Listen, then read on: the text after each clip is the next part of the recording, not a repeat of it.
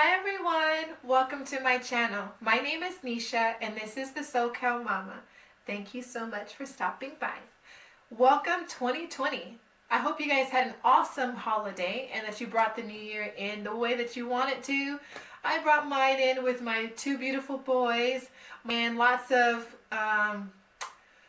food and board games, and we welcomed the new year relaxed, full of peace, and that's exactly what I wanted. So I hope that you guys brought it in the way that you want it, and I pray that you have a blessed, beautiful year, that everything that you're asking for comes plus some.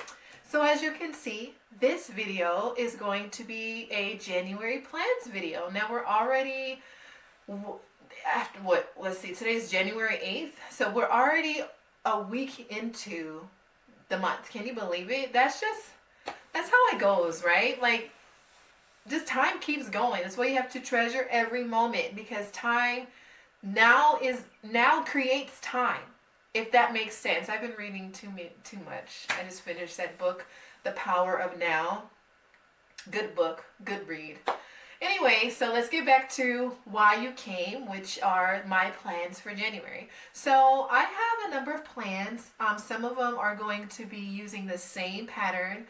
I like to do that because it's efficient sewing, and if I get a garment to fit the way that I like, I kind of get into that sewing zone, right? Where not only am I anticipating the next step, and I am kind of like batch sewing, but I'm like in my sojo, like I'm in the mood, I'm in the groove, and then I can probably think of different hacks along the way, right, to make the next one different. So I have a couple of those, and then I am participating in two challenges this month, and I'm so excited because I've never done that. I said that I wanted to do that this year. That is one of the goals that I have for 2020, was to just become more, just to participate more in the sewing community, because I love y'all. So let's go ahead and dive in. I'm going to use this piece of paper because I don't want to forget anything. And forgive me because I was making my plans while I was taking an awesome bath, and so some water got on the ink, but it's still readable. We're still good. Oh, you know what?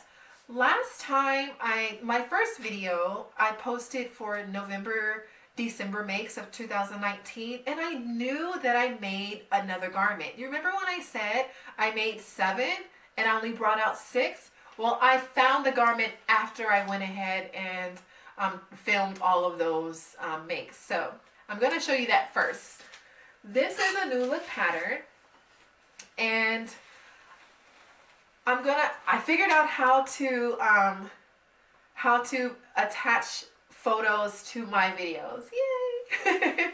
So this pattern will be in up here somewhere, or wherever I have room.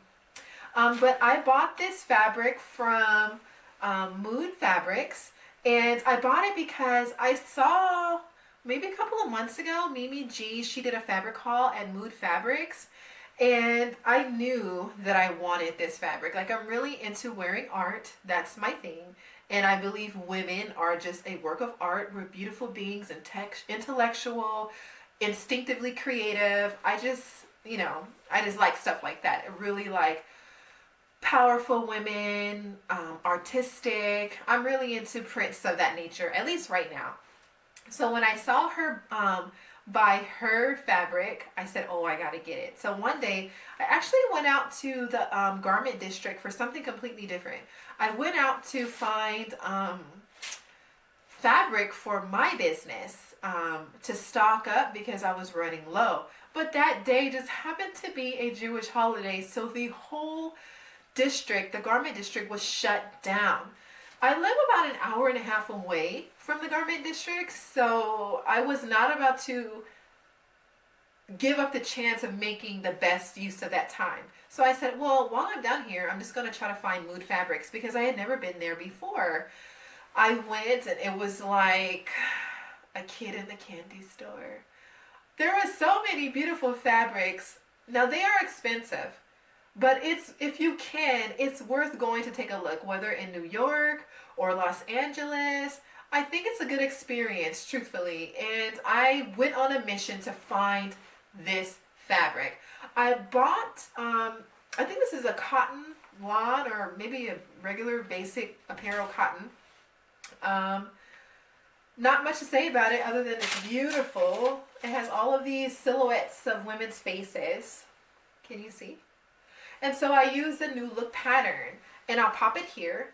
I bought this fabric also in a different colorway, in a blue, yeah, in like a baby blue. My mom saw me wear this a couple of times, and she was like, I want a shirt like that. I don't have any more of this, but her favorite color is blue. So I told her I would make a garment out of that fabric for her. Anyway, this was an easy make. This is actually a part of my tried and true fabric, tried and true patterns.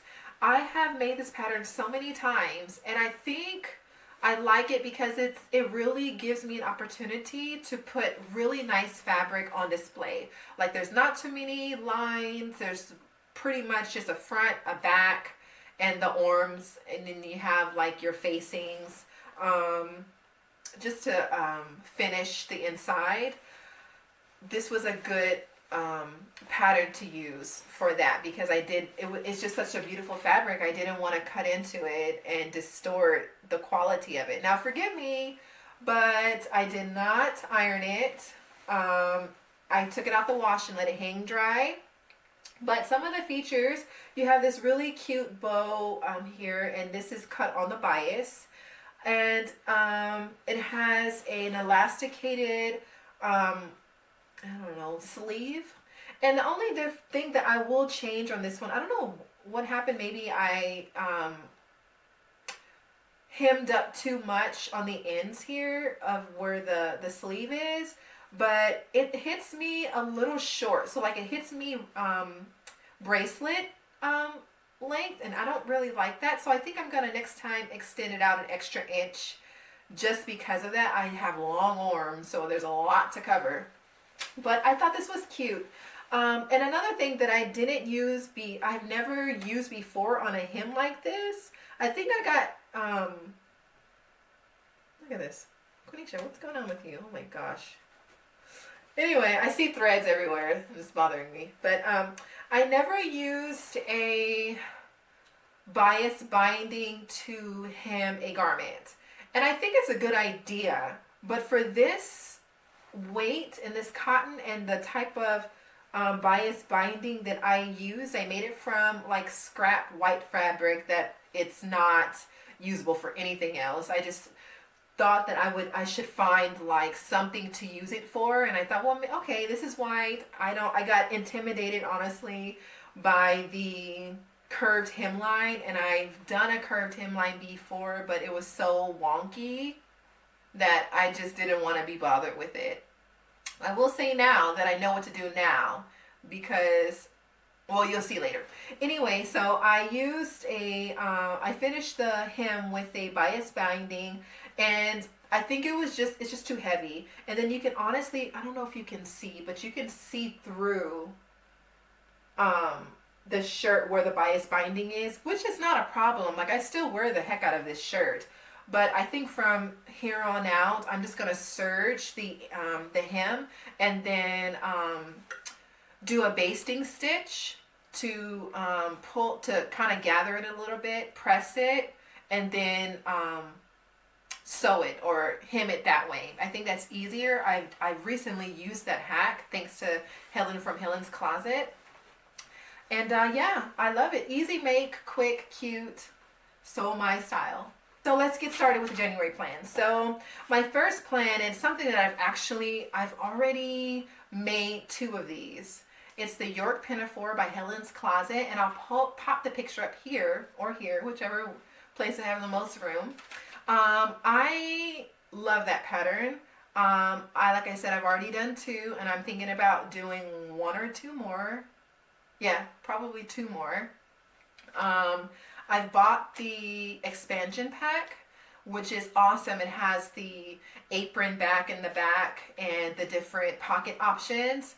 I love it. So I've already made 2 of those, and I'm probably gonna make 2 more because they're so quick and easy, and I'll show those to you for my January makes video. And then for the York Pinafore, sorry guys, I made it up in this beautiful fabric that's actually a curtain. I bought this from Goodwill, and it's so much yardage that I'm gonna use the pieces left for another garment that I'm planning to sew in January as well. So I got this from Goodwill, and I bought it for about, I think it was $7, which to me is a little pricey for a thrift store. However, the print on this is so beautiful. I could not leave it. It's good quality, it's leather, and it's the perfect weight for a pinafore. I'm finding with the York, with that particular pattern, that it does very well with canvas. To me, it does very well with canvas fabric, because it seems like canvas fabric has like really cute, quirky prints that I see on cotton, but I don't think cotton to me is appropriate for Helens Closet pinafore. Like, it's more for like denim and thicker weights to me. That's just my opinion. So I did make this one already in this fabric, and I'm going to do all views. So I've done, yeah, you'll see. I'm going to try to do all views. So because I'm addicted. I'm on the late freight when it comes to that, but it's okay because it's appropriate for the time that we're in now. So that's going to be make number 1. The next one is going to be another Helens Closet pattern. Now, I bought these patterns, the York Pinafore, the expansion pack, and the Elliott sweater, which is going to be my next make, at the same time, because Helens Closet had a sale. I don't know if it's still running, but you get, if you buy 3 patterns, I think it was 20% off. So I was already for sure I was going to get the York Pinafore. When I saw the expansion pack, I was like, I'm definitely getting it now. And then I just looked for another pattern that I could see myself using. And when I saw the Elliott sweater, which I'll pop a picture up here, I was like, that's it. Especially with this crazy, unpredictable weather for California, let me say. So I have a couple of them, well, not a couple, a significant amount of fabrics that I do want to use. Let me go get those fabrics now because I don't see them here. Okay, I'm back. So as you see, so this is a fabric that I purchased from Fidem Scholarship Store. And if you live in California, I definitely would suggest going down to the LA Garment District, finding where that scholarship store is, and just going in, because not only are we supporting fashion designers, upcoming fashion designers who need a little bit of financial assistance in going to fashion school, but the fabric that they sell there are fabrics that are donated from designers, really good quality. You get everything there for cheap too, and it's good quality. They sell actual garments that have been donated. They sell fabric. They sell haberdashery. They sell fasteners. They sell everything that has to do with fashion. They even sell accessories and shoes. And all of these things are donated from ex-designers or factories around the area to help to support students who are trying to get an education in fashion design, which I think is awesome. So not only do I feel like I supported a young and fashion designer enthusiast, but I also get some great fabric from there too. So this is actually one of them. I cut into it. As you can see, I've already started it. This is going to be for the Elliott sweater from Helens Closet.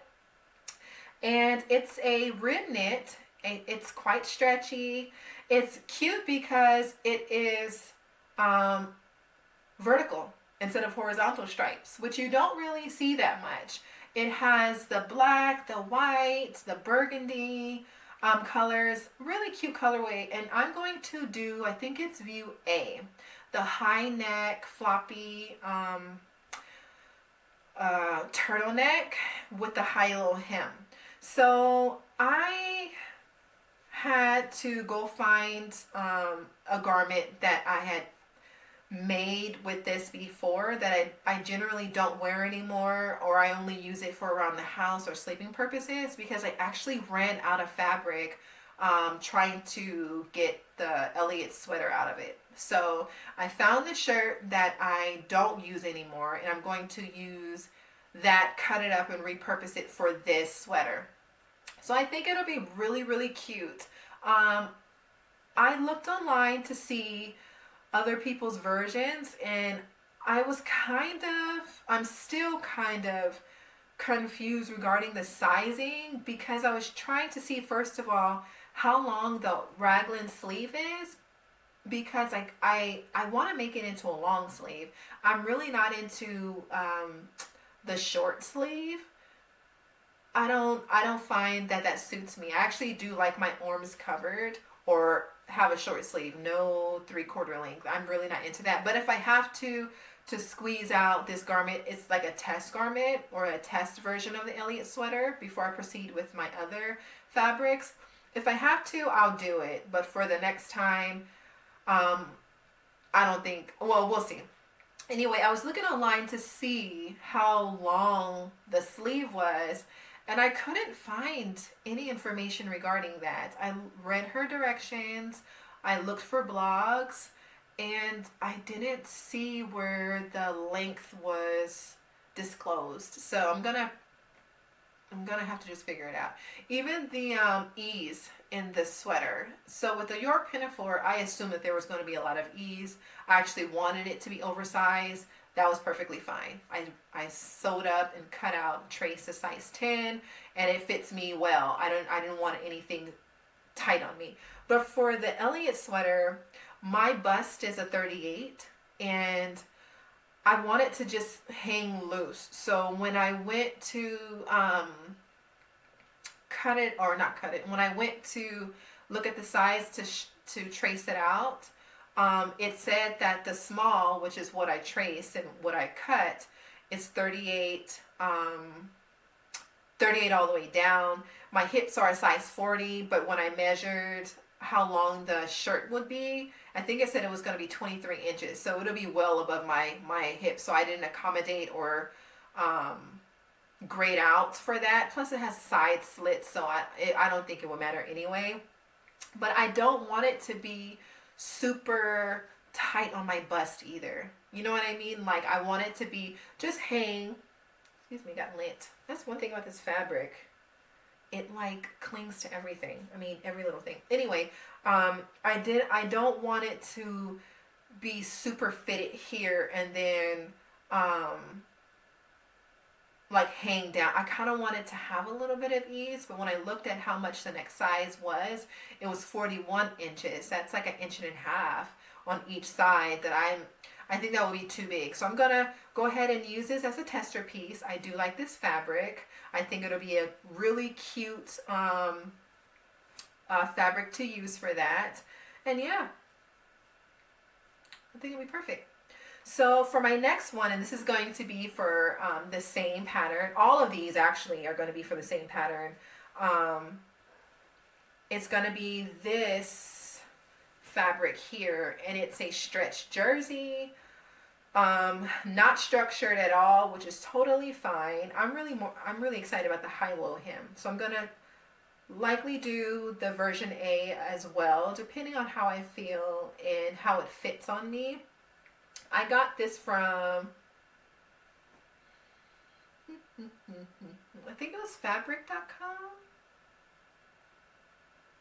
I believe, no. Was it Girl Charlie? I think I got this from Girl Charlie a long time ago, and it was a surprise. They just put it in my box as a here you go, and I was like, oh, okay. But before, I really wasn't into stripes. I don't know why, but I wasn't. Now I'm kind of getting into stripes. I'm getting there. So It's just a basic black and white striped jersey knit. Nice little stretch, super stretchy. It's probably well beyond the 5 to 10% stretch that Helen's Closet, that pattern, the Elliott sweater, um, asks for, which is totally fine. I mean, I would prefer my stuff to lay a little looser on my bust anyway. So anyway, I'm going to use this, and I'm going to do version A again. And for my next one, I got this fabric from Girl Charlie as well. It was a long time ago. As you can see, I'm trying to sew what's in my stash because I really have way too much fabric. I mean, there's no need. There's no need for this. It's not okay. But, you know, whatever. I'm sewing it up now, so it doesn't matter. But I got this from Girl Charlie a while ago, and they were having like their sales that they have all the time. I don't know how much I got it for, but it couldn't have been very much. It's probably like $2 or $3 a yard. I believe I have 2 yards of this, so I'm going to make the Elliott sweater out of this as well. Can't you see that? Like, I can totally see this in that high-low with some cute jeans and maybe some Converse of some sort. I'm for that, right? My last two for the Elliott sweater came from Walmart, and this is the rim knit rolls that I was telling you about the last time, where I go to see the rim knit bins, or it's not even a bin, it's like a little area where they have next to their fabric, and so they come in these cuts. It's 2 yards for $2, and that's more than enough for me to get that sweater out of. This one is in a really pretty blue. It's a rib knit as well. I can't believe I got it for $2. It's really pretty though. And I got the same fabric from the same place in a different colorway. This one is in like, I don't know what color you will call this, but it's like a dusty pink. It's a sweater knit, a rib knit. See if the camera will take it in. And I think it'll look perfect with that high neck, the turtleneck. I think it'll be really cute over some jeans. And mind you, not only am I trying to sew what's in my stash, but I'm trying to sew basics, because my closet is kind of bare right now. I don't know why. I'm not sure. But I need to fill it with things, of course, that I'm going to actually wear, and with basic pieces. Yeah, these, how many is that? 1, 2, 3, 4, 5. I don't know if I'm going overboard with the Elliott sweater, but this is what I am planning, and I think they should be relatively quick makes, because I looked at the pattern pieces, I looked at the instructions, and they don't seem like they require a lot of time. Now, I will take my time and make sure that I follow the techniques that are suggested in her pattern, but I still don't think that they will require that much time. I have a serger, thank God, so I can either do it all on a serger, which is, I'm not going to do that. Why am I lying? I'm not doing that. I'm going to zigzag it and then put it on the serger, and I still don't think that'll be a lot of time. Let me get to my next 3 makes, and these are the makes that I'm making for contests. So I'll be right back. Okay, guys. Ooh. So, like I said, I'm participating in 2 challenges, and I'm so excited because they're both hosted by some awesome women that I follow on YouTube and on Instagram.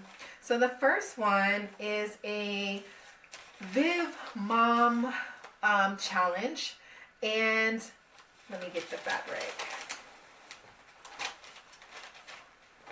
Now, if you are in the sewing community and you don't know who Viv Mom is, you definitely need to go and see her channel. She is so funny. She is so her. Like, some of the things that she says, I don't even think she knows that she's that funny. She's a great seamstress. She's really good at just being like an available resource for new sewers. she's just really authentic and really her, and I absolutely love her. I find her so hilarious. But anyway, she and another, I have to find out who the other person is. I'm sorry, I don't follow the other person, but I probably will.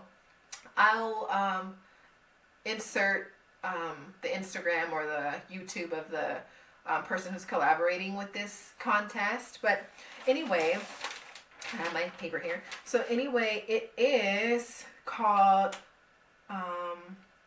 Joy Viv So Vintage. This is a contest for vintage patterns made from 1995 and before. You can use any garment pattern that you like as long as it fits in that criteria, and you can also make as many as you want. So I looked in my stash and I looked for patterns that I will not only actually wear, but that represent the contest, but I can translate it into like my own style. So I picked out 2 patterns, and I did have a hard time because there are other patterns that I'm considering. There is no limit on how many you can make, but I'm trying to be realistic with my plans because I do have a significant amount of plans already, and I don't want to disappoint myself by the end of the month. So for that challenge, I'm going to be using the leftover curtain fabric that I used for my pinafore dress. This is from the thrift store, Goodwill, actually. And I think that'll be really, really cute. It is quite heavy, but I think I can make it work for that. Is it like a pantsuit? I think no, a jumpsuit. Girl, ain't nobody talking about no pantsuit. This is for the jumpsuit for the Joy Viv. It's like a tongue twister. Joy Viv So Vintage Challenge. There we go. So what do you guys think? It has like the cute mustards and the blue, and they're really, I don't know if the camera's picking it up, but they're really, really vibrant colors. Like I could not leave this at the thrift store. I don't care if it was a curtain or not. That's the beautiful thing about sewing, is we can repurpose things that other people think is trash, right? We can bring life to something and keep it from entering the hill of doom, aka the trash. So that's that. And so for my last and final make that I'm going to plan for January, it's actually from it's actually going to be for the challenge or contest called Sew Suit Up. And it's a challenge hosted by T from Crumpets Tea and Sewing, and an Instagram seamstress named, I think her tag is at Andrea Naturally. I'll insert it somewhere. I think that's what it is. Anyway, so they're hosting a challenge together, and it's called Sew Suit Up. And basically, let me get to my notes here. It's a challenge that wants sewers to incorporate a suit of your picking. It doesn't matter. There are some rules. I think it has to be like coordinates. It can't just be like a blouse and some regular pants. It has to like, and no knits. It has to actually look like a suit. So what I chose for my entry was, and I went back and forth with this, truthfully, because I was thinking to myself, I don't really wear suits. I don't see myself wearing a suit right now. I'm just not in that mindset. I almost didn't even participate because I was like, I don't want to make something that I'm not going to wear. However, I went into my stash and I found some suiting fabric that I bought from one of my favorite fabric stores in the garment district in LA. It's called Journal Fabrics. It's off of Maple and I don't remember. Anyway, it's called Journal Fabrics, and they have beautiful fabrics there.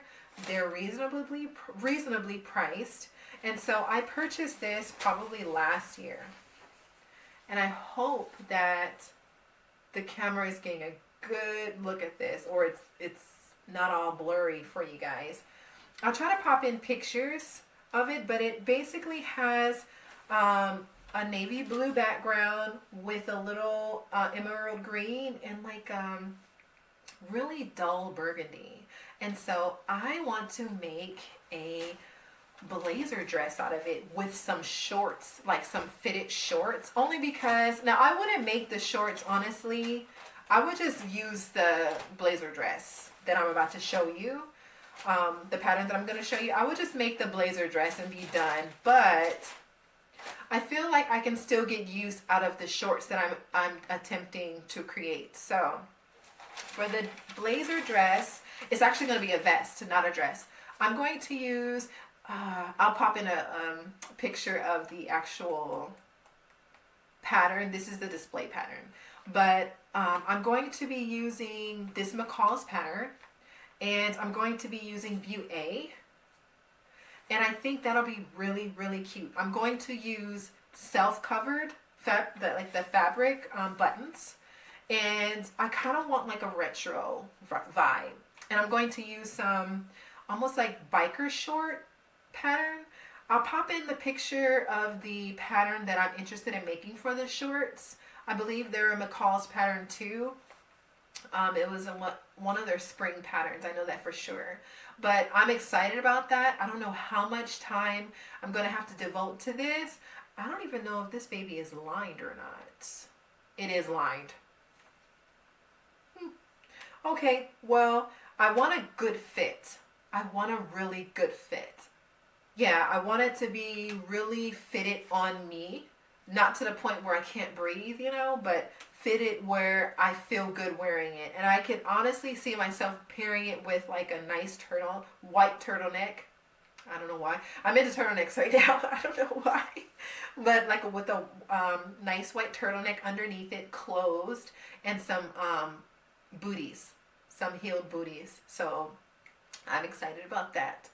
So those are my plans for January. Let me know what you guys are planning for January. Post it in the description box for me. Let's have a conversation. If you can, do me a favor. If you have IG, follow me on Instagram. I'm at the SoCal Mama.